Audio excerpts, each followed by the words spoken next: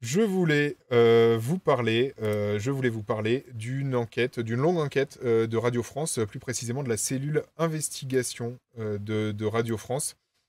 Il faut savoir que voilà, Radio France a une cellule investigation qui a son émission qui s'appelle Secret d'info sur France Inter tous les samedis. Et en l'occurrence, c'était le samedi dernier, c'est encore tout frais. Ils ont parlé ils sont revenus plus précisément en faisant de l'enquête sur le scandale des pizzas Buitoni qui avait quand même tué deux enfants et rendu très gravement malade avec des séquelles toujours aujourd'hui un certain nombre d'autres enfants. Donc c'était vraiment une affaire extrêmement grave, des pizzas contaminées d'une usine dans le nord de la France, je crois en Picardie. En gros, ils ont tout repris.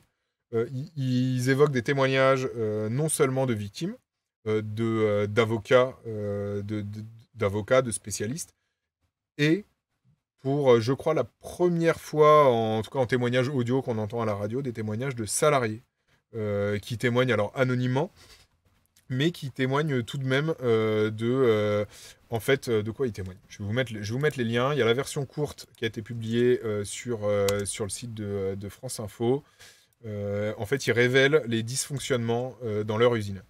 Il faut savoir... Alors non, ils n'ont toujours pas relancé la production de pizza, pour répondre à quelqu'un dans le chat. L'usine est toujours à l'arrêt, depuis, ça fait plusieurs mois maintenant, hein, 6 mois après le lancement de l'enquête.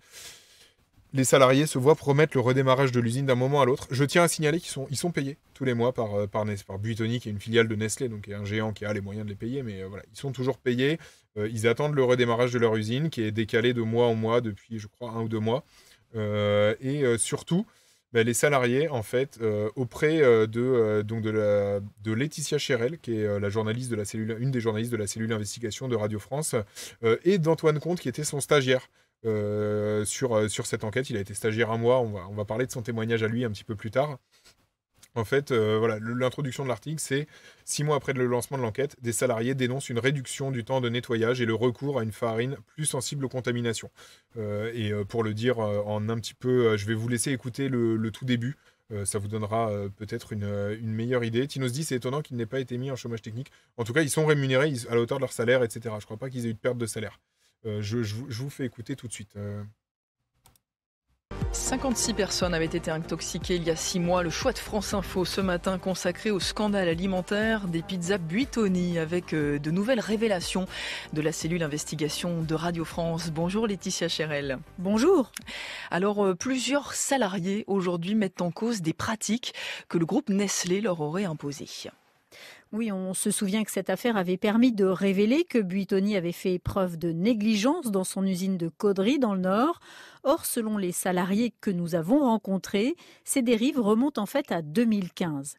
Cette année-là, Nestlé France, la maison mère de Buitoni, divise alors par 2 le temps de nettoyage. Résultat, les silos, ces tours qui stockent la farine, ne sont plus entretenus comme nous l'a raconté ce salarié dont nous avons fait lire les propos. Avant 2015, les silos étaient nettoyés au moins une fois par an.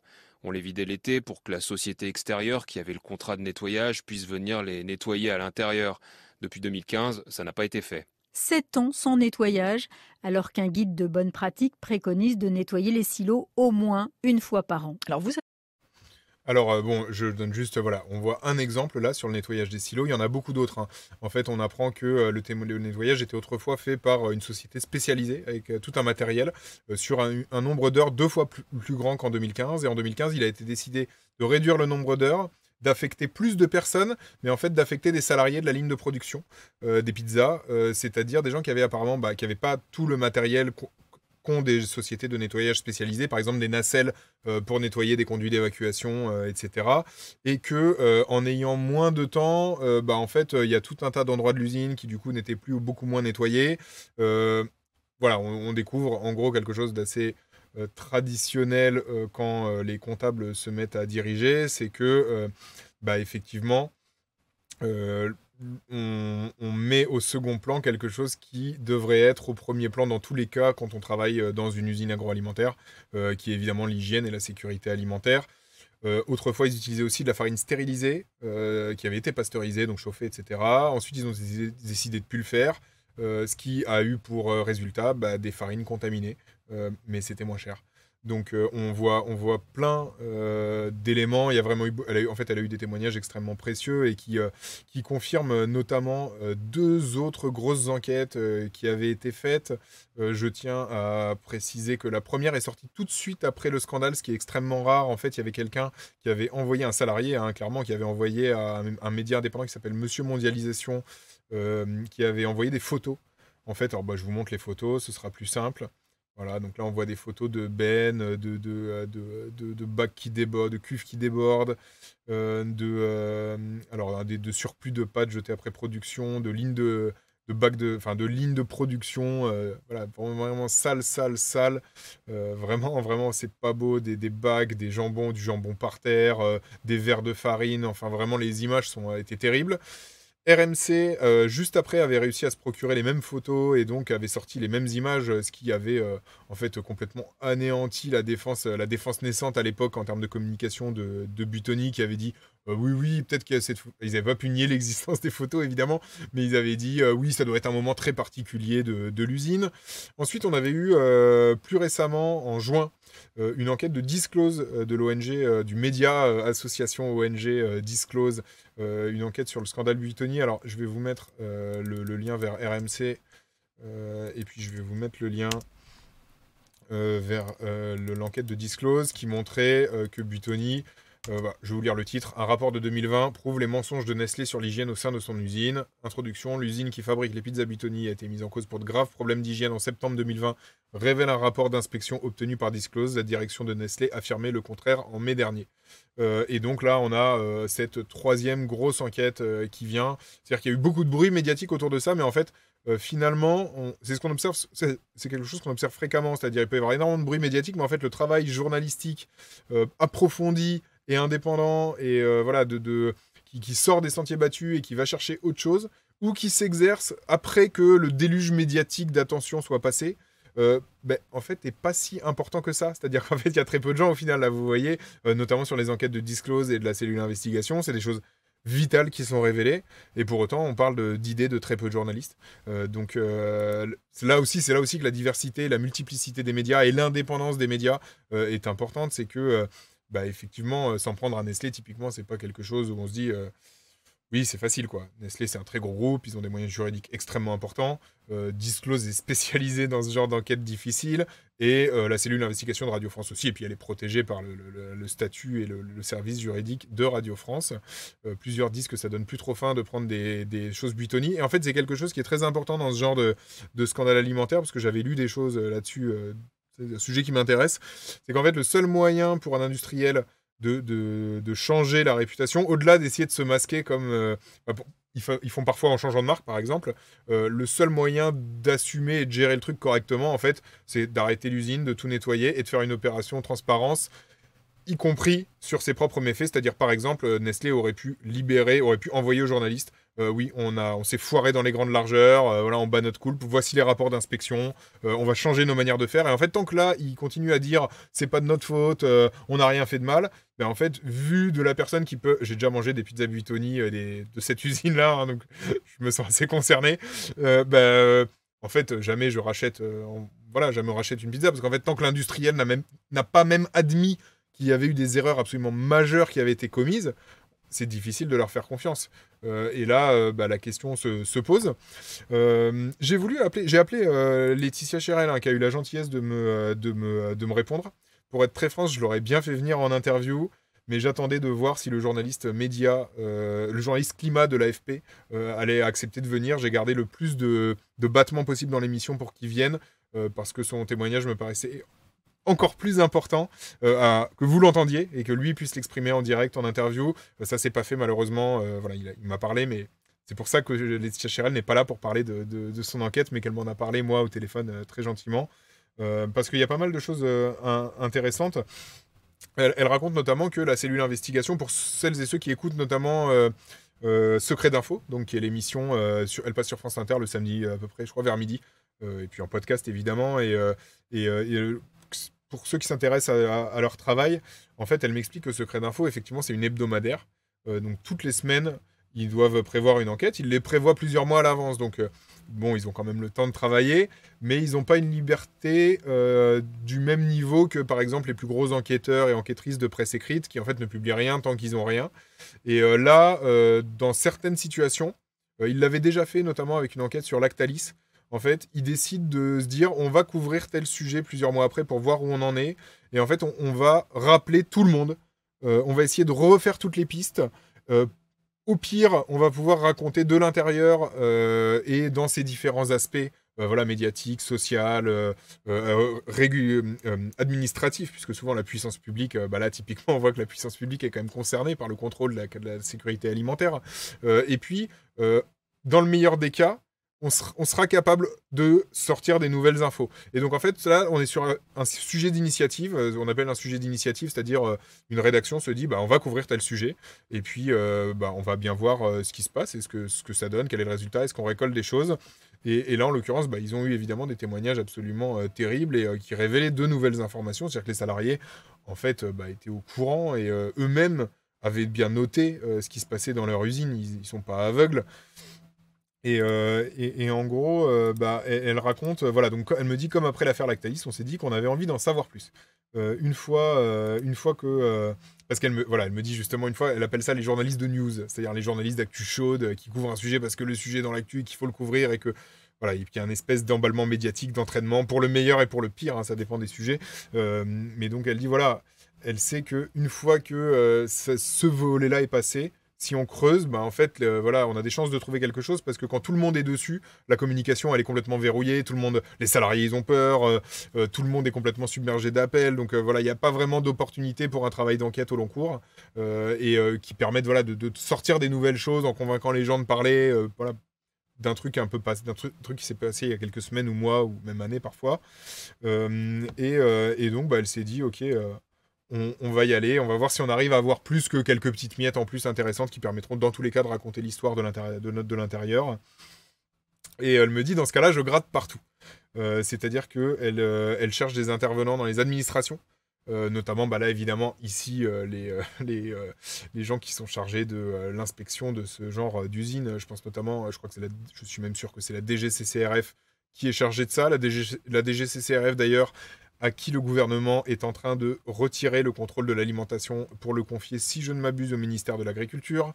Ce que les agents de la DGCCRF dénoncent en estimant que ce serait confié les clés de la bergerie au loup, puisque le ministère de l'Agriculture, évidemment, est d'abord en défense des agriculteurs et des grandes industries agroalimentaires, alors que la DGCCRF est exclusivement centrée sur la défense des consommateurs.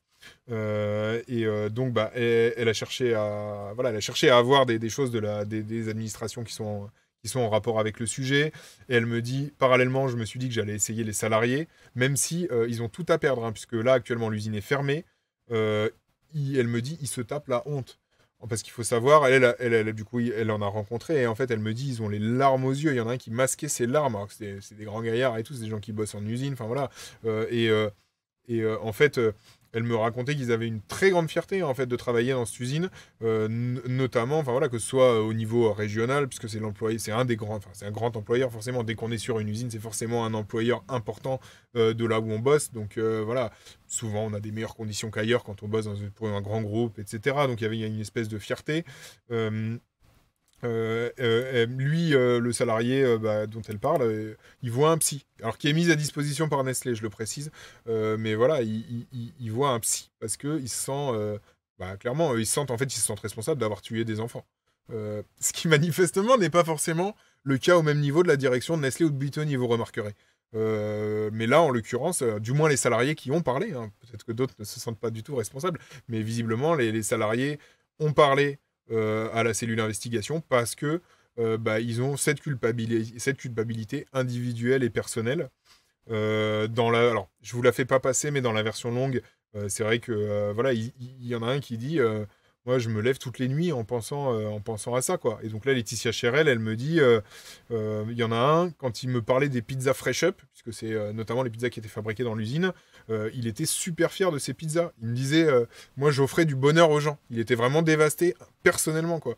Alors que pour le coup, les salariés, à titre individuel de cette usine, on peut absolument pas, à mon sens, leur imputer la responsabilité d'un désastre de cette ampleur-là. Enfin, je veux dire, il y a un nombre de gens à la direction, dans le management, jusqu'au groupe Nestlé, dont c'est la filiale Buitoni, qui sont responsables, plutôt que les personnes qui font tourner qui font tourner une ligne de production, et à qui d'ailleurs on a confié le soin de nettoyer leur usine, alors que, si j'ai bien compris, c'est une très mauvaise pratique. C'est considéré comme une mauvaise pratique. Les gens des lignes de production dans l'agroalimentaire sont pas censés nettoyer, parce que c'est un métier spécifique, parce que on peut pas se contenter, comme Buitoni l'a apparemment fait, de donner des formations de quelques heures, et puis ensuite, les gens qui ont eu des formations, on les fait former les autres salariés, et parfois on prend des gens en intérim, alors que les intérimaires restent que un an et demi, je crois, maximum chez Buitoni. Voilà, on voit bien le problème par rapport à une société spécialisée de nettoyage dans des secteurs sensibles ou agroalimentaires, avec du matériel spécifique, notamment des nacelles, des trucs spéciaux, dont ne disposaient pas apparemment, d'après les témoignages des salariés de l'usine Buitoni. Donc en fait, il y a un vrai impact psychologique pour les salariés. Et là où moi, ce que je trouve intéressant, c'est que visiblement, il y a beaucoup de salariés qui sont beaucoup plus dévastés que leur propre direction à ce sujet. Voilà, la journaliste, la journaliste de Radio France, Laetitia Chérel, c'est pour ça elle a commencé par ça, en fait, son reportage au long cours dans Secret d'Info, parce que ça l'a vraiment, c'est quelque chose qui l'a vraiment marqué. Elle cite évidemment les victimes aussi, hein, avec des gamins qui aujourd'hui encore vont très très mal, dont les parents ne dorment plus, parce que évidemment les parents se sentent éminemment coupables d'avoir acheté des pizzas qui ont failli tuer leurs enfants. Parce qu'il y a quand même une 60aine d'enfants qui ont été gravement malades. C'est une des souches, en fait, des Escherichia coli les plus dangereuses, explique notamment Radio France dans son reportage. Donc on est vraiment sur quelque chose de gravissime qui n'avait pas été vu, en fait, depuis très très longtemps, non pas en nombre de victimes, mais en termes de dangerosité des souches bactériennes qui ont abouti à ce drame. Et là, en plus, c'est des pizzas, ça a touché des enfants. Enfin, c'était vraiment un désastre à tous les niveaux, hein, un désastre de contrôle, un désastre de gestion. Et on va voir que ça aussi c'est aussi un désastre partiel en termes de communication, avec quand même un point fort de Nestlé qui est l'AFP. Mais je vais y venir, je laisse planer le suspense. Vous allez écouter encore quelques minutes si vous voulez savoir ce qui s'est vraiment passé et pourquoi on peut critiquer l'AFP sur le sujet. Et en fait, voilà. Donc Laetitia Chérel, elle me raconte tout ce que je viens de vous dire. J'ai aussi appelé Antoine Comte. Il se trouve que je l'avais croisé sur un sujet qu'il faisait dans le cadre de son école, puisqu'il est toujours en études. Du coup, je l'ai rappelé facilement. Et en fait, Antoine Comte a été stagiaire un mois à Radio France. Alors, je signale qu'on a pas mal de témoignages dans le chat qui discutent et qui témoignent, notamment Geek des Plaines qui dit: il y a 15 ans, j'ai fait une dizaine de jours dans une usine de conditionnement de viande de porc, des rôtis surgelés. Une fois, j'en ai fait tomber un par terre, j'allais le jeter. Le chef de ligne le prend, le tartine de produits antiseptiques qu'on mettait sur nos gants et le remet sur la ligne. Donc là, voilà, on voit bien avec ce genre de témoignage la nécessité absolue de contrôles extrêmement serrés de la sécurité alimentaire. Ces contrôles sont réalisés par la DGCCRF. Et donc, je rappelle une nouvelle fois que la DGCCRF, actuellement, les contrôles alimentaires vont être vont être transférés sous la responsabilité du ministère de l'Agriculture. Et il va y avoir beaucoup plus d'autocontrôle des industriels eux-mêmes qu'avant. Donc, ça vous donne une idée de vers là où on va. A priori, les décisions politiques vis-à-vis de ces contrôles par la DGCCRF, à l'heure actuelle, et c'est ça qui est extraordinaire vis-à-vis du scandale Buitoni, et ça a été très peu repris dans la presse d'ailleurs sous cet angle-là, et dans les médias, c'est que, en fait, au moment où on a un des plus graves scandales alimentaires, je sais pas, des 15 ou 20 dernières années en France, on choisit de déshabiller l'institution de régulation qui est chargée de ces contrôles. Conan II dit c'est Macron qui a décidé ça, je sais pas s'il a décidé ça personnellement, mais c'est clairement son gouvernement qui a décidé ça. Alors, SGD 246 précise à propos de l'usine Nestlé que le maire de la ville de Caudry soupçonne Nestlé de ne pas vouloir réouvrir l'usine avec peut-être une petite délocalisation en vue. Je ne peux dire que pour l'instant, Nestlé assure que ce n'est pas le cas aux salariés. On ne peut pas en dire plus. Dans tous les cas, on va voir ce que fait Nestlé. L'histoire n'est pas terminée. Par contre, visiblement, pour la DGCCRF, c'est quand même très mal parti. Les agents de la DGCCRF ont vivement protesté. J'ai failli vous en parler dans un proxy précédent parce que je trouvais que les médias en parlaient pas assez. Les médias en ont un petit peu plus parlé finalement, mais quand même pas des masses, et surtout ne le rappellent pas quand il est question de scandale de sécurité alimentaire. Et là, c'est pareil. Je vous avais parlé des amnésies médiatiques sur le contexte des choses. C'est quelque chose de très fréquent. C'est-à-dire, on va parler de telle petite micro-actu. Et en fait, là, typiquement, concernant tous ces scandales-là, il devrait y avoir un truc qui doit être mentionné dans tous les papiers pendant les prochains mois ou années. C'est que le gouvernement vient de décider d'affaiblir, d'après les syndicats du moins, et d'après un certain nombre de spécialistes du sujet par ailleurs, la sécurité alimentaire à des moments où on a des scandales quand même. Là, c'est un scandale qui est quand même absolument dramatique et monumental. Et on se demande pourquoi l'État ne se sent pas plus responsable typiquement de ces contrôles chez Nestlé. On a des rapports qui fuitent. On aurait pu imaginer une parole ministérielle sévère qui indique et qui libère le contenu de ces rapports en disant que Nestlé a agi de manière absolument scandaleuse alors qu'il y avait en plus des rapports d'inspection qui étaient critiques envers son hygiène. Mais je reviens à notre stagiaire Antoine Comte, que Laetitia Chérel lui a fait signer en fait l'article, l'enquête, le format court de son enquête diffusée sur le site de France Info, parce qu'elle estime qu'il a hyper bien travaillé. En fait, il l'a aidé pour tout le travail préparatoire. Et là, je vais citer Antoine Comte qui me dit le travail invisible que lui-même ne soupçonnait pas, en tout cas pas dans cette ampleur, quand on fait un travail d'enquête. Il me dit j'ai fait des enquêtes pour mon école, mais là, on est vraiment sur... qu'est-ce qu'il me dit ? Il me dit il y a quelques degrés de différence. Il me dit aussi que là, c'est un boulot, quand on fait ce genre de sujet, quand on enquête sur ce genre de sujet, parce qu'en fait, on est les seuls concrètement à sortir l'info. Là, ils sont les seuls à sortir l'info. Il me dit t'as vraiment l'impression de servir à quelque chose en tant que journaliste. Et bon, effectivement, j'ai tendance à dire, là, oui. Moi, j'ai trouvé l'article suffisamment intéressant. Déjà, à la base, même sans en savoir les coulisses pour vous le partager dans Proxy. Et il me raconte un peu justement les coulisses du travail préparatoire, c'est-à-dire ils sont allés sur les réseaux sociaux pour démarcher des anciens salariés, ils ont essayé de passer par les syndicats de secteur, de l'usine, etc., pour essayer, pareil, d'entrer en contact. Ils sont allés à une manifestation de la DGCCRF, justement parce que les agents protestaient contre la réduction de leurs moyens et le fait qu'on leur prenne la prérogative de contrôle alimentaire au passage. Et évidemment, ils sont plus susceptibles de trouver des agents ou des syndicalistes qui sont prêts à rompre leur devoir de réserve, malgré l'existence du secret des sources évidemment, mais quand même prêts à rompre leur devoir de réserve, quelque chose qui pour beaucoup de fonctionnaires est quelque chose d'important et qui pèse un peu dans leur volonté de rendre les choses publiques quand il y a des choses qu'ils estiment très gênantes et problématiques pour le service public, qui sont susceptibles d'en parler à des journalistes évidemment, les agents qui sont prêts à venir manifester devant leur siège ou les délégués syndicaux qui le font. On peut supposer que ils sont peut-être prêts à transmettre des informations qu'ils considèrent d'intérêt public aux journalistes, même si ça va contre ce fameux devoir de réserve théorique des fonctionnaires. En l'occurrence, il ne me dit pas ce qu'il est advenu. Donc voilà, je vous en dirai pas plus. Évidemment, ils protègent aussi le secret de leur propre source. Mais c'est vraiment passer beaucoup de coups de fil, essayer de trouver les gens. Dans ce genre d'enquête, puisque voilà, là, ils sont à blanc, ils vont pas recopier un papier qui a déjà été fait par quelqu'un, ils vont pas s'inspirer. Non, ils partent à blanc, ils prennent toutes les sources qu'ils ont, ils voient tous les gens qui sont intervenus, ils les rappellent, ils essayent d'en trouver des nouveaux. Et ça, c'est un travail d'enquête qui est quand même au long cours et qui est approfondi et qui est malheureusement fait par trop peu de journalistes et dans trop peu de médias, notamment pour des questions de moyens et de temps qu'on leur alloue. C'est-à-dire, quelqu'un qui fait un article même dans 2 jours, il pourra pas faire ça en fait. Ça, c'est le loisir qu'on a. Quand on dit, oui, ok, on te consacre 100% à un sujet, ou sur 2 ou 3 ou 4 sujets en parallèle, mais voilà, pendant des semaines, voire des mois. C'est quelque chose, peu de médias se l'offrent, se le permettent, c'est bien dommage, parce que là, on voit qu'en fait, souvent, quand on cherche, on trouve. Quand on creuse des infos, il est quand même assez rare qu'on ne ramène totalement rien. Et donc voilà, Antoine Comte me raconte aussi que il a découvert, lors de ce travail préparatoire, à quel point le travail de journaliste, en tout cas dans l'enquête, était un travail...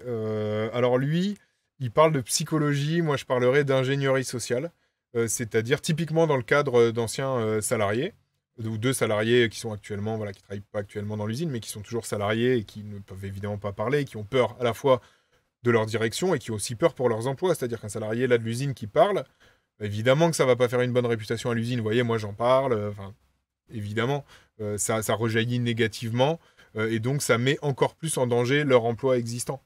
Donc je tiens à préciser que je trouve ça extrêmement courageux, par ailleurs, il y a très peu de gens qui le font, et que c'est pas facile du tout quand on est dans cette situation-là. Je le sais pour avoir beaucoup de journalistes avec qui moi-même je dois faire pas mal de psychologie, ou plutôt, et d'ingénierie sociale pour les convaincre de me parler.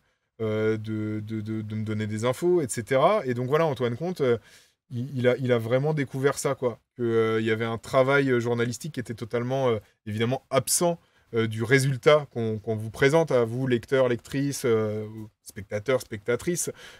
Passer, ça m'est déjà arrivé sur quelqu'un avec qui voilà, j'avais eu des documents très sensibles. Cette personne, en fait, j'ai passé des heures avec elle, que ce soit au téléphone, à échanger des messages, pas forcément pour récolter des infos, mais juste en fait pour la rassurer, pour lui dire que ce qu'elle faisait, c'était la bonne chose à faire, que c'était des documents d'intérêt public, on allait faire très attention, les employer du mieux qu'il peut, protéger nos sources, il y a un vrai travail psychologique, effectivement, pour convaincre les gens de faire la chose que nous, on estime bien en tant que journalistes. Et donc, ce soir, vous allez peut-être tous avoir envie de prendre des pizzas surgelées, du coup. Vous faites ce que vous voulez. Je vous indique rien. En l'occurrence, l'usine Buitoni actuellement est fermée. Donc, normalement, il n'y en a pas dans les rayons. C'est ce qui est déjà ça. Antoine Comte me précise également sa découverte, voilà, du travail notamment en source ouverte. Typiquement, là, ils ont réussi à obtenir l'arrêté préfectoral de fermeture de l'usine. Il faut savoir que les arrêtés préfectoraux, normalement, sont des documents publics, que normalement, ils sont publiés sur le site des préfectures. Et en gros, Antoine Comte me dit, moi, je suis resté un mois, et quand je suis parti, on n'avait toujours pas mis la main dessus, on avait sollicité la préfecture, etc. Et donc, normalement, en sollicitant la préfecture et en les harcelant, ils sont obligés de les renvoyer, parce que sinon, c'est complètement illégal, c'est vraiment un document public, un arrêté préfectoral. Mais là, la préfecture, manifestement, l'avait pas mis en ligne. En tout cas, il n'était pas trouvable facilement. Voilà, il y a aussi tout un travail souvent en open source théorique, c'est-à-dire que théoriquement c'est un document public qui est publié, mais en fait en réalité parfois c'est pas toujours le cas, et auquel cas il faut savoir le retrouver, fouiner, aller embêter les administrations pour se le procurer. Et Antoine Comte rappelle aussi que voilà, même si c'est pas comme la presse écrite, c'est pas des conditions idéales dans la cellule investigation. Ils ont évidemment plus de temps que des journalistes news, mais pas tant que ça non plus. Et donc à un moment, il faut accélérer, il faut mettre un coup de collier et boucler ce qu'on a. Et parfois, on n'a pas plus d'infos, mais quand même, souvent, on les trouve. Melco 56 dit qu'il faut exiger leur recueil des actes administratifs. Oui, mais en tant que journaliste, notamment local, je peux vous assurer que les demandes n'aboutissent pas toujours à des réponses rapides. Oui, si c'est pas au recueil, ça ne doit pas produire d'effet. Après, il peut y avoir des bugs, il peut y avoir des jours où les recueils ne sont pas publiés sur le site de la préfecture. Ils sont là, on peut les consulter, ils sont là, on peut se les faire envoyer, mais ils sont pas forcément consultables. Et il y a parfois des choses intéressantes dans ce genre d'arrêté. Voilà, donc il y a tout un tas de choses qu'en tant qu'enquêteur ou que journaliste normal, dirait Fabrice Arfi, qui déteste ce terme d'enquêteur ou de journaliste d'investigation, puisqu'on devrait tous travailler comme ça en réalité. Mais il y a souvent beaucoup de pas à franchir qu'on ne voit pas du tout et que je trouvais là intéressant. Et maintenant, je vais revenir à Laetitia Chérel, parce que Laetitia Chérel, elle s'est un petit peu étouffée après son enquête, en ayant l'impression que, en fait, en lisant la défense de Buitoni, parce que Buitoni, qui est une très grande société, donc puisque c'est Nestlé, a contre-attaqué. Vous vous doutez bien qu'ils ont pas, ils se sont pas murés dans le silence. Parfois, c'est ce qu'ils font, mais là, c'est pas ce que cette grande société a décidé de faire. Cette grande société a décidé de protester. Alors, elle le faisait, évidemment, elle avait été interrogée dans l'enquête de la cellule investigation, qui fait proprement l'exercice du contradictoire. Mais, surtout, Nestlé France a protesté auprès de l'AFP. En gros, pour le faire court, vous voyez là un titre sur 20 minutes, donc on a la dépêche AFP, pizza Buitoni contaminée, Nestlé France défend le processus de nettoyage dans son usine de Caudry. Là, l'intro, c'est: le groupe a affirmé samedi que le temps consacré au nettoyage des lignes de production dans l'usine Buitoni de Caudry n'avait pas varié depuis l'internalisation du nettoyage dont on a parlé donc en 2015. Et les salariés dénoncent une réduction du temps de nettoyage, le recours à une farine plus sensible aux contaminations. Donc ça, c'est la dépêche AFP, ce que nie Nestlé France par l'intermédiaire d'un de ses porte-parole à l'AFP. Et en fait, un porte-parole du groupe a déclaré à l'AFP, je cite: à l'issue de chaque cycle de production, les lignes sont intégralement arrêtées et nettoyées suivant un processus strict d'une durée de 4h45, comprenant une phase de nettoyage, de désinfection, un rinçage à l'eau dont l'efficacité est contrôlée par des prélèvements microbiologiques, etc. Dans une enquête, justement, Dit la dépêche AFP, des salariés de l'usine affirmaient que depuis 2015, le temps de production avait drastiquement diminué de 8h à 4h45. Donc en fait, là, on s'aperçoit que dans les deux versions, il n'y a pas de différence, hein, factuellement. En fait, si Nestlé ne conteste pas cette durée, poursuit la dépêche, il affirme que le temps effectif consacré au nettoyage n'a pas varié parce qu'avant, un prestataire était chargé du nettoyage, effectué entre 23h et 5h avec une équipe de 5 personnes, et que depuis l'internalisation par les salariés de l'usine, donc, ce sont au moins 10 personnes qui sont affectées au nettoyage. Ce qui laisse l'impression que finalement, en fait, ils ont compensé. Et en réalité, on s'aperçoit que la réponse de Nestlé confirme les éléments factuels de Radio France, et que en plus, Radio France expliquait déjà dans son enquête pourquoi.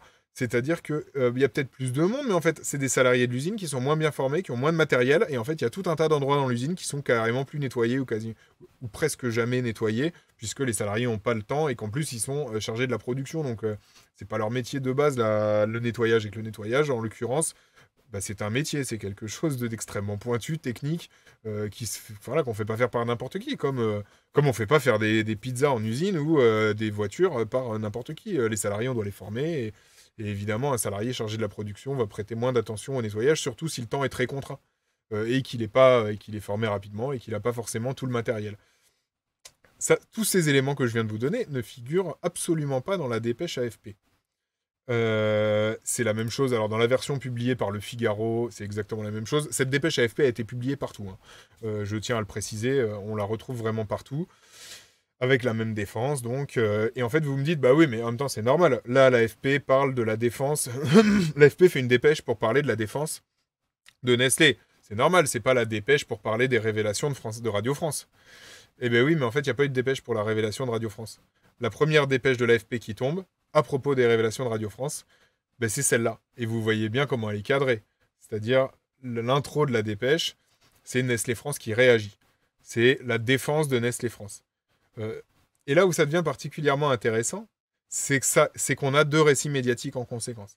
On a un premier récit médiatique qu'on va retrouver notamment dans le courrier Picard ici et chez TF1. Je vais d'abord vous montrer le courrier Picard, où là, on a des salariés font de nouvelles révélations sur la propreté de l'usine de Caudry. C'est le titre de l'article du courrier Picard qui reprend, donc, puisque là, on est chez eux. Et on voit bien le cadrage. Là, le cadrage, il est sur les révélations. Ce qui est quand même beaucoup moins positif pour Buitoni et Nestlé. Et je vais vous montrer maintenant un tout petit reportage du 20h de TF1. Alors, s'il se lance, parce que j'ai des petits problèmes avec les vidéos, parce que je règle mon navigateur avec certains réglages pour le stream, et parfois, du coup, je perds la possibilité de vous passer des vidéos, manifestement. Voilà. Alors là, je vais vous montrer le cadrage qui est passé au 20h de TF1. Et alors, je précise que le titre du courrier Picard et le cadrage du 20h de TF1 sont antérieurs à la dépêche AFP. Donc voilà, maintenant, je vais vous montrer ça vite fait. L'arrêt de la production dans leur usine pour défaut d'hygiène par décision préfectorale, voilà que certains salariés choqués par le scandale des pizzas contaminées commencent à parler. La manière dont la bactérie Escherichia coli s'est propagée n'est pas encore connue. Mais d'après nos confrères de Radio France, les employés pointent du doigt une politique de restriction du nettoyage depuis 2015. Ils avaient alerté leur syndicat. Cette méthode Lean consiste en fait à rogner sur tous les temps qui ne sont pas des temps de production. Donc les salariés, conscients de bien faire leur boulot, sentaient qu'on tirait sur la corde en fait. Les temps de nettoyage sont passés de 8 heures par jour à moins de 5 heures. Ce que confirme le groupe Nestlé, qui précise toutefois avoir maintenu des contrôles microbiologiques. Des salariés nous ont par ailleurs précisé ce matin que, toujours en 2015, le nettoyage des silos de farine avait cessé. Il était auparavant réalisé par une société externe, une fois par an, l'été. Les employés s'étaient également inquiétés en 2021, lorsque l'usine a changé de farine pour produire ses pizzas. Une farine non chauffée, contrairement à celle utilisée jusqu'alors.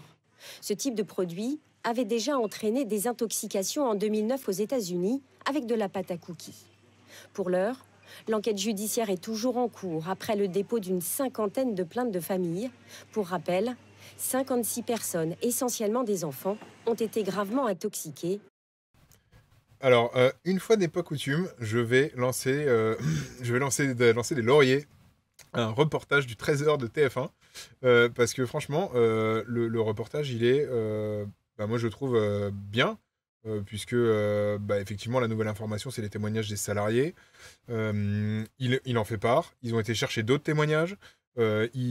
Alors, je précise qu'il y a un journaliste hyper malin de chez TF1 qui allait directement chercher la CGT du secteur à la fête de l'UMA. Je ne sais pas si vous avez noté, mais il y a un petit passage là avec une syndicaliste qui parle de la réduction des contrôles par besoin économique. Et les habitués de celles et ceux qui connaissent la fête de l'UMA auront reconnu. Je peux vous assurer que c'est la fête de l'UMA. Je ne sais pas si le journaliste y était de toute manière ou s'il a demandé à un de ses collègues d'aller lui choper la représentante de la CGT. Ou je ne sais pas comment ça s'est fait, mais c'est malin. Vous voyez, c'est un peu la même manière qu'avait fait Laetitia Chérel en envoyant Antoine Comte à la manifestation de la DGCCRF pour trouver des agents qui seraient prêts à parler de Buitoni. Là, on a un réflexe journalistique qui est extrêmement intelligent. Par ailleurs, voilà, on voit la défense de Nestlé, on voit la manière dont est cadrée la défense de Nestlé, c'est-à-dire qu'en fait la défense de Nestlé confirme confirme le travail de Radio France. Ils ajoutent qu'ils ont fait des contrôles microbiologiques, c'est super pour eux, mais vu le résultat, le scandale alimentaire évidemment semble indiquer que les contrôles microbiologiques relèvent clairement du foutage de gueule, on va pas se le cacher. Là, il y a quelqu'un qui dit c'est peut-être le représentant syndical qui lui a donné rendez-vous là-bas. C'est peut-être le cas. Toujours est-il que il a fallu y aller. Je sais pas comment ça s'est coordonné parce que ils ont quand même. Je suis sûr. Aller à la fête de l'UMA, ça prend quand même un petit moment, etc. Donc c'est pas tout ça est très bien joué. Et le sujet, moi, me semble fidèle à la réalité et puis au cadrage, c'est-à-dire là, la raison pour laquelle il y a ce reportage au 13h, c'est bien parce que Radio France a fait des révélations. En fait, sinon ils ne seraient pas en train d'en parler. Donc moi, ça me paraît journalistiquement parlant. Assez bien, en tout cas, ça dure 1 minute 30. Franchement, en 1 minute 30, je vois pas difficilement ce qu'ils auraient pu faire différemment ou mieux.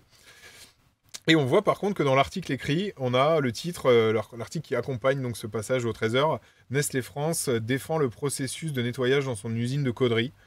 Et donc là, c'est avec l'AFP, donc c'est cadré beaucoup plus. Le texte est cadré comme la dépêche. Et donc là, on voit un cadrage différent, donc c'est assez amusant. Je vais vous le mettre en lien, comme ça vous pourrez regarder vous-même.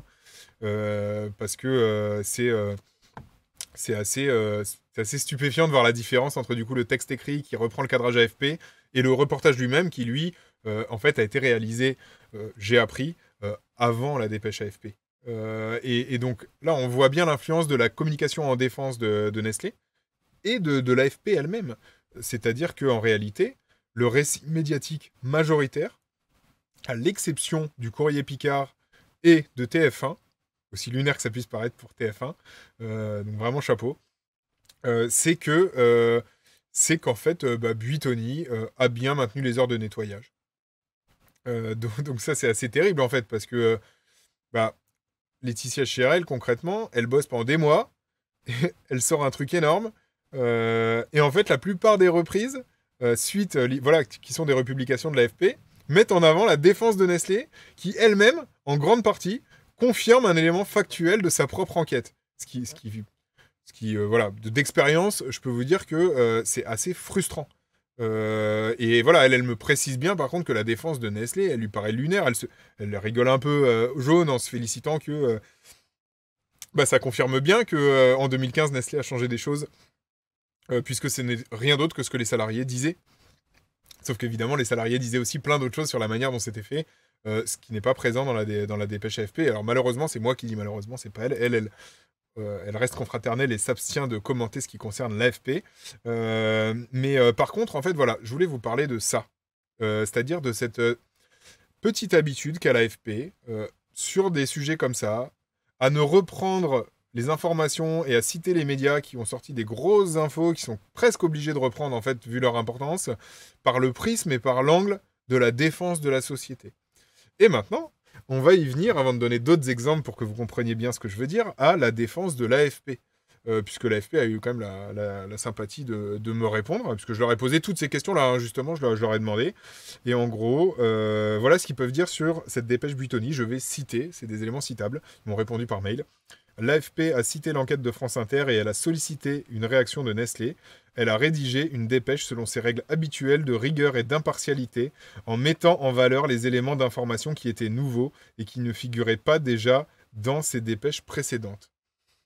Et alors, là où ça devient intéressant, c'est que il y a peut-être eu des dépêches précédentes, c'est-à-dire des dépêches extrêmement courtes qui reprendraient les infos de France Inter.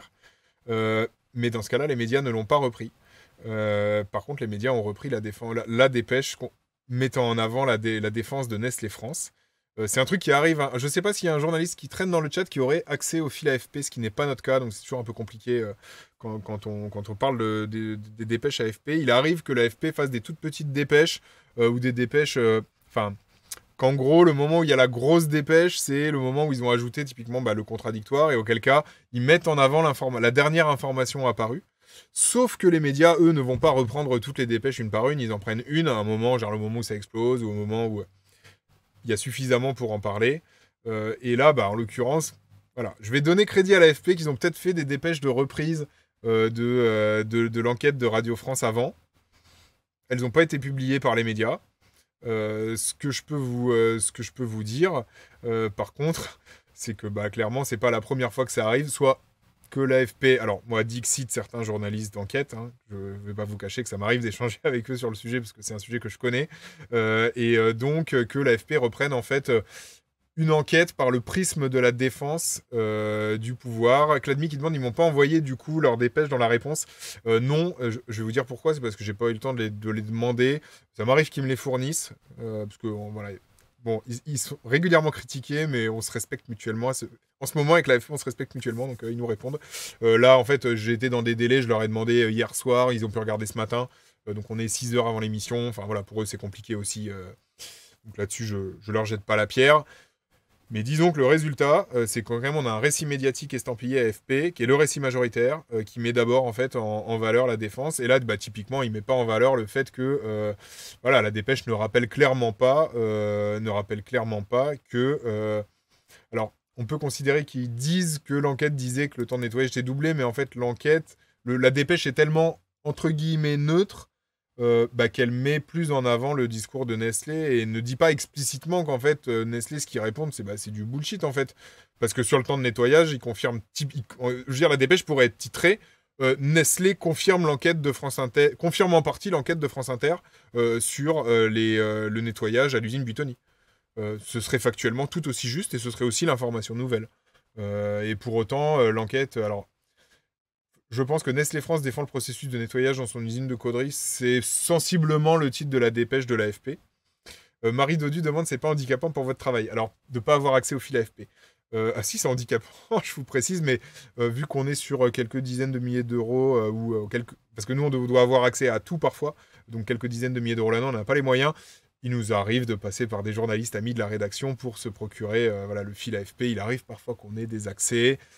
Parfois, l'AFP nous envoie ses dépêches gentiment, ce qui nous permet de travailler, et on les vérifie. Mais voilà, du coup, c'est un handicap, mais l'AFP est trop cher pour nous. On leur demande régulièrement un abonnement gratos, sachant que nous, on ne republie pas leurs dépêches, on s'en sert uniquement pour de la critique média, et que eux parfois, nous réclament des tarifs réduits pour les abonnements qu'ils ont à Arrêt sur Image. Et donc, en général, on leur dit, vous nous ferez un super tarif réduit pour un abonnement chez vous. Et la réponse est non. Ce que je peux comprendre, non, que du coup, on n'a pas d'abonnement AFP. Mais voilà, ce process où l'AFP, je voudrais continuer un petit peu là-dessus, où l'AFP reprend la défense des pouvoirs plutôt que l'information initiale, et où cadre la défense des pouvoirs de la manière qui est celle, en fait, qui est la communication qui avait été faite, plutôt qu'en retrouvant un angle, parce que, voilà, défendre le processus de nettoyage dans son usine, c'est clairement le truc le plus mou qu'on puisse trouver. Et en fait, sa neutralité, entre guillemets, sert en fait Nestlé, là en l'occurrence. En tout cas, c'est ma perspective personnelle. Voilà, comme ça, ils se vexent pas trop à l'AFP. Mais je sais qu'ils réfléchissent un peu à leur journalisme à l'AFP, donc ça leur fera du grain à moudre et des discussions pour leur rédaction. Et en fait, je voudrais aussi parler d'une précédente fois, parce que en fait, quand Disclose... alors non, quand RMC et Monsieur Mondialisation avaient sorti les photos de l'usine, Kassampa qui demande l'AFP a des abonnements chez nous, ils en font quoi? Et parfois on finit dans les dépêches AFP. C'est déjà arrivé, ils nous lisent. Parce qu'ils ont aussi ils ont un service spécialisé dans les médias. Donc ils sont moins spécialisés dans la critique des médias. Mais du coup, ils nous lisent aussi, comme ils lisent plein d'autres journalistes qui suivent les médias. Et donc là, en fait, ça avait été suite aux révélations de RMC avec les photos de l'usine par un salarié qui était absolument incroyable, qui était vraiment honteuse à tous les niveaux. C'était dégueulasse, j'ai pas d'autres mots. Et en l'occurrence, donc là, on avait la dépêche AFP, donc dans le Huffington Post, qui disait « Pizza Buitoni, pour Nestlé, les photos de l'usine ne montrent pas un état normal, entre guillemets. » Et donc, en fait, voilà, on se retrouve avec la même chose que la dernière fois. Nestlé a mené 75 prélèvements sur la ligne de fabrication concernée dans toute l'usine, tous négatifs, a indiqué à l'AFP le directeur général de la communication de Nestlé France. La priorité, c'est de trouver la cause de la contamination, a-t-il ajouté. Et en fait, on retrouve beaucoup plus loin des photos d'une chaîne de production souillée à Caudry, diffusées sur le site de Monsieur Mondialisation, ont été reprises jeudi par RMC. Donc ça veut aussi dire que l'AFP indique que ils n'avaient pas... Ah oui, parce qu'en plus, les photos de la chaîne de production, et excusez-moi, c'est une erreur de ma part, quand elles avaient été diffusées sur le site de Monsieur Mondialisation, c'était avant le scandale, en fait. Et donc, c'était bien avant. Et en fait, RMC les avait retrouvés et ressortis après le scandale. Et donc, ça avait donné lieu donc là à cette dépêche AFP. Et en fait, on retrouve en premier en fait la défense de Nestlé. Et on peut dire oui. Alors, de qui vient excusez-moi pour les gens qui nous regardent sur le site d'Arrêt sur Image. Je prends 15 secondes pour remercier cette crône et ces spectateurs qui sont venus, qui viennent nous rejoindre. En fait, on parle de la couverture médiatique de l'enquête de la cellule investigation de Radio France à propos de l'usine Nestlé, qui a établi grâce à différents témoignages que Nestlé avait réduit le nettoyage dans l'usine et que c'était une des causes majeures de la saleté de l'usine et donc des enfants tués. Parce qu'il y a eu quand même 2 enfants tués et une 60aine gravement blessés, plus ou moins gravement blessés. Et en fait, on raconte la manière dont les dépêches de l'agence de presse, l'AFP, la principale agence de presse en France et une des principales agences de presse mondiales, influencent le récit médiatique. C'est-à-dire que là, concernant les révélations de Radio France, les journaux qui ont travaillé juste après Radio France pour reprendre les infos ont fait un récit médiatique centré sur les témoignages et très défavorable à Nestlé, tandis que la dépêche AFP, en tout cas celle qui a été republiée par les médias qui sont clients de l'AFP, puisqu'en fait ils achètent le droit de republier les textes de l'AFP, c'est ça qui paye, en tout cas ils ont choisi soit une dépêche, soit la dépêche principale, qui est sortie sur le sujet et qui met très en avant la défense de Nestlé. Et donc les articles qui sont faits, que ce soit à partir de cette dépêche ou après que la dépêche AFP, la défense de Nestlé, ait été diffusée, est beaucoup plus favorable à Nestlé par rapport aux témoignages initiaux qui, eux, mettaient en cause Nestlé de manière très frontale sur le nettoyage de son usine. J'espère que je résume de façon suffisamment synthétique pour tous les gens qui viennent d'arriver. Mes excuses aux abonnés d'Arrêt sur Image qui nous regardent en replay pour cette interlude, je reprends. Et donc, on voit bien, quand il y avait eu les photos de l'usine qui avaient été sorties par RMC, ressorties par RMC juste après le scandale, qui était dégueulasse, on avait eu le même phénomène avec une dépêche AFP qui mettait en avant la défense de Nestlé, qui disait l'usine n'était pas dans un état normal lorsque ces photos ont été prises, donc on est prié de les croire. Et oui, je précise, les abonnés d'Arrêt sur Image qui nous écoutent, ou qui nous regardent après coup sur le site d'Arrêt sur Image, ou qui nous ont téléchargé pour nous écouter directement hors ligne, etc. etc. Donc là, on voit un exemple de l'AFP où on a le même phénomène avec la défense de Nestlé. Alors l'AFP semble dire qu'ils ont fait d'autres dépêches sur les révélations. Moi, ce que je peux vous dire, c'est que la perspective des journalistes qui font de l'enquête en France sont en réalité... en général assez furieux contre l'AFP, et c'est une pratique qu'ils considèrent être de la responsabilité de l'AFP. C'est-à-dire la mise en avant, souvent, dans les dépêches de reprise d'infos exclusives, de la défense. Moi, j'ai moi-même des exemples, par ailleurs, mais je vais en citer des qui viennent pas de moi, ce sera plus simple. J'avais parlé de Disclose, qui est un des médias qui a fait une grosse enquête sur Buitoni en prouvant que Nestlé avait menti, qu'ils avaient des rapports d'inspection très défavorables en 2020. Je vais vous montrer un exemple du coup avec Disclose qui concernait les rafales, où en fait Disclose s'en était ouvert auprès de moi. Je vais vous le mettre l'article. Alors cet article a été élu gratuit par nos abonnés, parce que nos abonnés, au-delà de leur soutien, soutiennent aussi la libération d'articles, puisqu'ils peuvent libérer 2 contenus par semaine qui deviennent totalement gratuits indéfiniment. Et typiquement, cet article-là avait été voté gratuit, donc il est gratuit, vous pouvez aller consulter même si vous n'êtes pas abonné. Et en fait, Disclose racontait en fait... m'avait raconté sa colère au fait que, très rapidement, il y avait eu une première dépêche qui comportait des critiques, et en fait, dès la deuxième dépêche de l'AFP, celle qui a été le plus reprise. Donc voilà, on retrouve ce phénomène-là où, en l'occurrence, l'effectivement, l'AFP n'avait pas forcément fait une première dépêche qui était mauvaise, mais c'est la deuxième qui a été reprise. En l'occurrence, figurait d'abord la défense et la mise en valeur de l'avion Rafale plutôt que la critique virulente qu'en faisait Disclose, qui était que on vendait des avions de chasse à une dictature assez effroyable qui violait les droits de l'homme au quotidien et le faisait de manière de plus en plus dans l'impunité, avec le soutien de la France qui n'avait aucun scrupule à livrer du matériel militaire. Et je peux vous dire que lors d'un certain nombre de discussions informelles avec un certain nombre de journalistes qui font de l'enquête, il est souvent regretté que l'AFP devienne, alors peut-être à son corps défendant, peut-être sans faire mal, mais le résultat, c'est que très souvent, la défense des grandes sociétés notamment, qui était mise en cause, mais parfois aussi la défense de l'État ou des pouvoirs en général, était mise en valeur. En tout cas, le récit médiatique qui était fait de manière générale était très influencé par les dépêches AFP, qui souvent mettaient en valeur cette défense-là, que la défense était souvent le prisme d'attaque et d'accroche de la dépêche, alors soit de la première dépêche, soit de la dépêche qui était la plus reprise dans les médias. Auquel cas, ça atténue effectivement la responsabilité de l'AFP et ça renvoie cette responsabilité aux médias. Et là, c'est vraiment très intéressant. Je reviens pour ceux qui sont venus grâce au RAID. J'avais parlé d'un sujet du 13h de TF1 qui avait été réalisé avant la dépêche AFP, qui était extrêmement critique vis-à-vis de Buitoni, en reprenant notamment les révélations. Ils avaient été chercher des nouveaux témoignages. Ils citaient un syndicaliste, ce qui est quand même assez rare dans les sujets de reportages télévisés, et en particulier de TF1. Et par contre, dans le papier écrit qui accompagne le sujet de TF1, là, on a une large reprise de la dépêche AFP, et du coup, on a deux tonalités médiatiques très différentes. Dans le reportage de TF1, je vais vous remettre le lien, on a quelque chose de assez critique envers Nestlé, et par contre, dans le texte, on a quelque chose qui est beaucoup plus, sinon flatteur, mais en tout cas qui met beaucoup plus en avant la communication de Nestlé via la dépêche AFP et sa republication.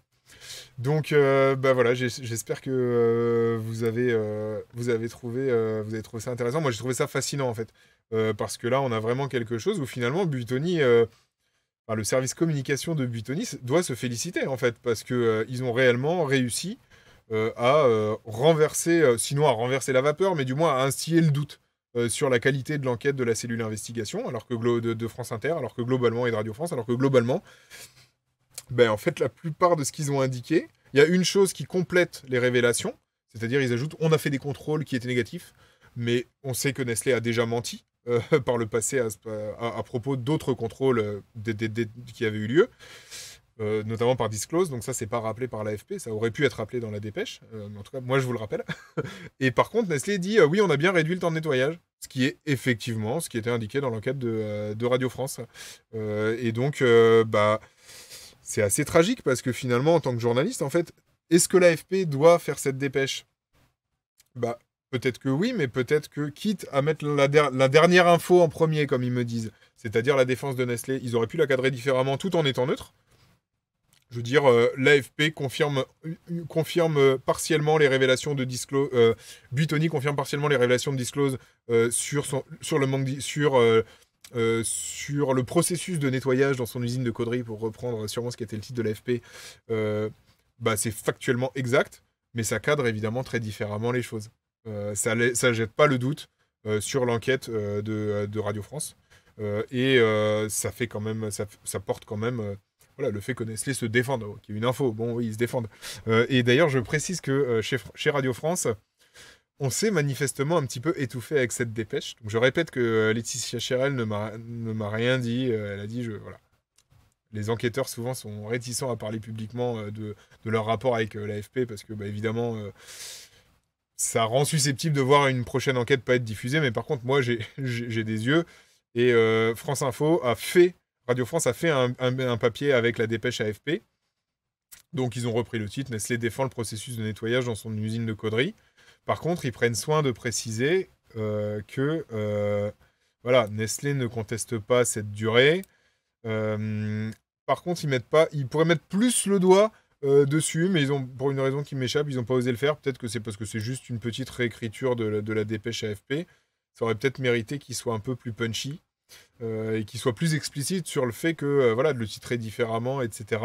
Mais je sais que chez les enquêteurs, chez les journalistes qui font de l'enquête plutôt, et ce qui devrait être tous les journalistes, effectivement, on constate que parfois il y a un peu de frustration, quoi. Quand on voit, je veux dire, moi je peux vous en parler personnellement, quand on sort un sujet, qu'on se donne du mal, qu'on y passe des semaines ou des mois, ou quelques heures, mais parce qu'en fait on a eu une super info, parce que ça fait des mois ou des années qu'on travaille sur un domaine, et qu'ensuite on voit une reprise avec un cadrage médiatique différent, en particulier quand on met en cause un pouvoir, c'est-à-dire on prend un risque, un risque juridique, un risque réputationnel, parce que voilà, quand c'est une grande société ou un gouvernement, il y a toujours, il y aura une défense, il y aura une contre-communication, on le sait, et on va être visé. Et en l'occurrence, on se donne du mal, on sort un gros papier, et puis derrière, la contre-communication fonctionne, et les papiers qui viennent derrière dans les médias, c'est pour dire que Bidule se défend, et en fait, instiller le doute sur notre propre travail journalistique, et en fait, du coup, le fonctionnement médiatique, qui évidemment favorise le cours et reprendre un papier, reprendre une dépêche AFP, typiquement, plutôt que d'aller faire un sujet soi-même, comme là l'a fait TF1 en allant creuser, en allant retrouver des syndicalistes, d'autres témoignages.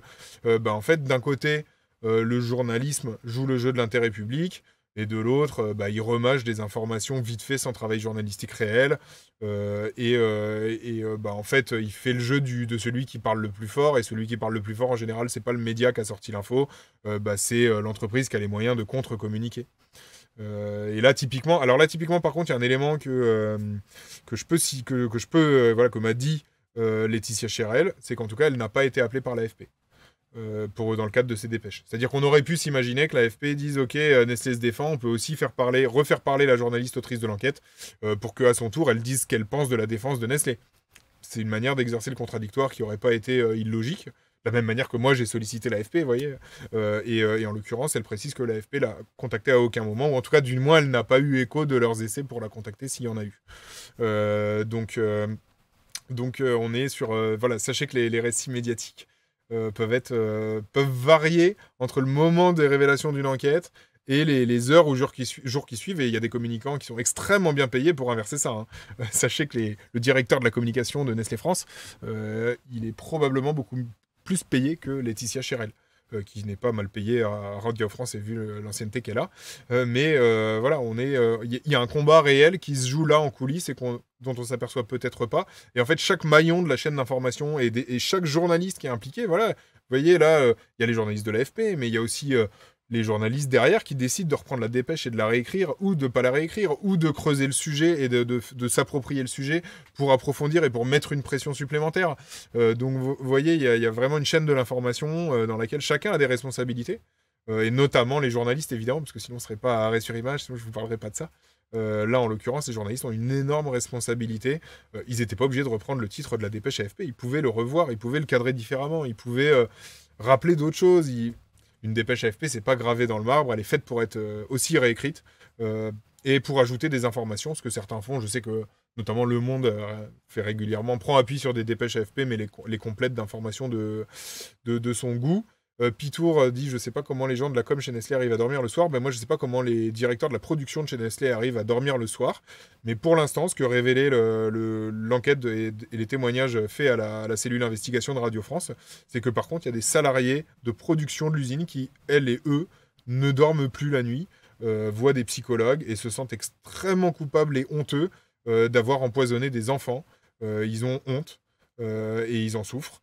Moi, je le disais tout à l'heure, mais je le répète pour celles et ceux qui sont arrivés depuis, je m'étonne effectivement que la honte ne soit pas plutôt du côté des dirigeants de Nestlé, et qu'ils puissent encore se permettre, 6 mois après, quand il y a de nouvelles révélations de cet ordre-là, plutôt que de battre leur coulpe et de faire une transparence absolue et totale sur ce qui s'est passé dans cette usine, continuent de tenter de propager des contre-récits de communication alors qu'ils ont tué 2 gamins, et qu'il y en a de nombreux autres qui ont encore de lourdes séquelles de leurs actions ces dernières années, et notamment les conséquences que ça a eu sur le nettoyage, la réduction du nettoyage, la diminution des coûts, l'arrêt de l'intervention d'une entreprise de nettoyage spécialisée, tout un tas de choses qui fait que ces employés ont honte, parce qu'en fait, eux estiment, les employés, les gens de l'usine qui bossent au 3-8, certains d'entre eux ont le courage de dire, même anonymement, à de la radio, à la télé, que en fait ils ont bien vu ce qui se passait,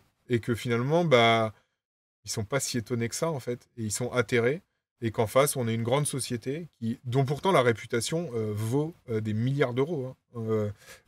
Même celle de leur filiale Buitoni vaut facilement des dizaines de millions d'euros, puisque Buitoni est un nom qui est extrêmement connu et qui là est entaché, mais pour des mois, si ce n'est des années, et qui restera, à mon sens, entaché tant que Nestlé n'aura pas fait toute la transparence et battu sa coulpe et admis des successions d'erreurs inadmissibles.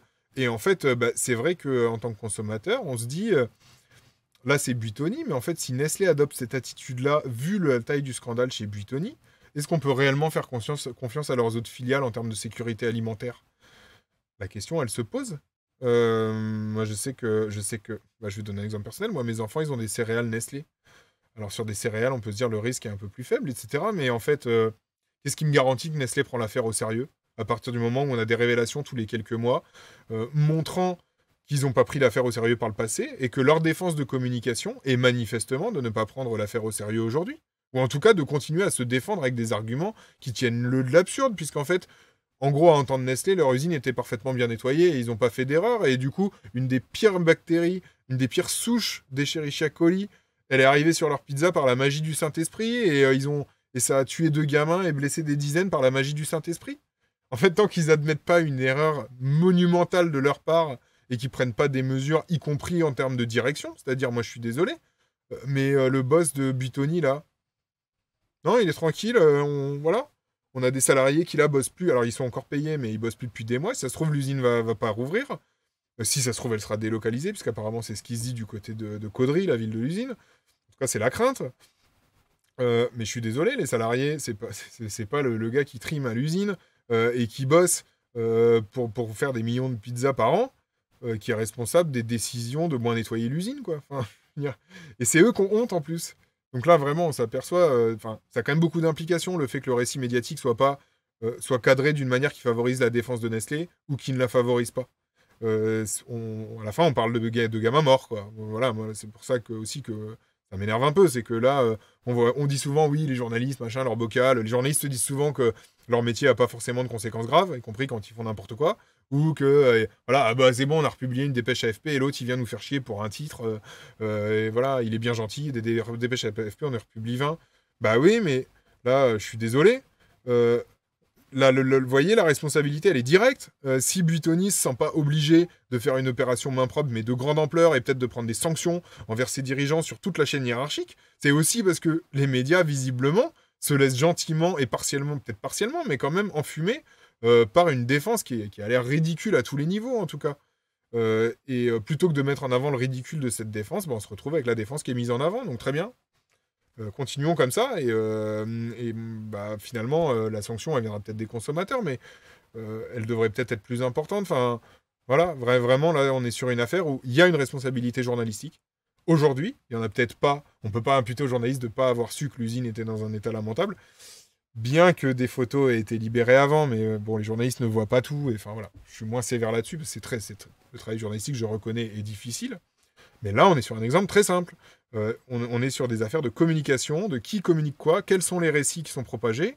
Et en fait, si on republie des dépêches AFP, alors à l'AFP, je vais leur faire crédit pour cette dépêche-là de ce qu'ils me disent, c'est-à-dire que c'est pas leur première dépêche. Mais dans cette hypothèse-là, une rédaction qui republie cette dépêche-là, telle qu'elle, avec ce titre-là, sans se poser la question de l'effet de cette republication sur l'énorme bataille de communication qui est en cours, en fait, on fait mal notre métier. Parce que là, en fait, c'est clairement mettre un coup de pied dans le dos d'une journaliste qui a bossé 3 mois pour sortir des infos d'intérêt public qui nous concernent tous et concernent nos enfants pour les gens qui ont des enfants, en fait. Parce que Nestlé, c'est beaucoup de produits pour enfants, je signale, au-delà des pizzas. Voilà.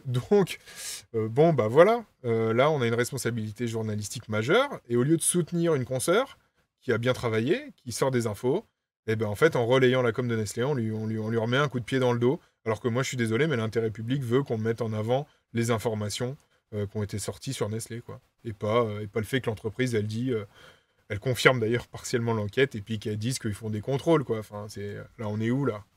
Enfin, c'est absurde. Voilà, donc pardon, je m'énerve un peu, là, en cette fin d'émission, parce que c'est vraiment... Enfin, voilà, c'est un sujet... on parle d'enfants morts, quoi. C'est pas juste des gens qui ont été malades parce qu'ils ont bouffé un truc un peu périmé. Voilà, j'encourage à la fois l'AFP et tous les médias qui peuvent reprendre ce type de défense, de première publication par la défense des pouvoirs face aux révélations d'un article de presse, plutôt que de le recadrer sur les révélations initiales, qui sont quand même la raison à la base pour laquelle finalement il faut un papier en fait. Je veux dire, même si on prend prétexte du fait qu'une grande entreprise te défend, au final, je veux dire, le motif fondamental, c'est bien parce que il y a des informations terribles dans cette usine et que donc il faut en parler et que tout ça n'est pas sans impact sur le monde réel. Et c'est bête, hein, mais ne serait-ce que, voilà, que pour les salariés qui ont témoigné. Il y a des gens qui prennent un risque énorme là, pour leur emploi vis-à-vis de leur direction, qui ont témoigné de choses graves qu'ils ne font pas avec plaisir. Donc là, je viens de vous raconter les coulisses, à quel point ça a été dur, même pour les journalistes, de convaincre ces salariés, même anonymement, de parler et de raconter ce qu'ils ont vu dans cette usine. Donc c'est vraiment... c'est un peu triste, quoi. Si vous tapez là Nestlé, Buitoni, voilà, usine, machin dans Google, vous allez voir le récit médiatique qui domine. C'est effectivement celui de la défense de Nestlé via la dépêche AFP et ses republications par de nombreux médias. Et il y a un peu de quoi s'étouffer, quoi. Quand on se dit que à la base, les informations, c'est quand même plutôt que Nestlé a fait n'importe quoi avec le nettoyage de son usine.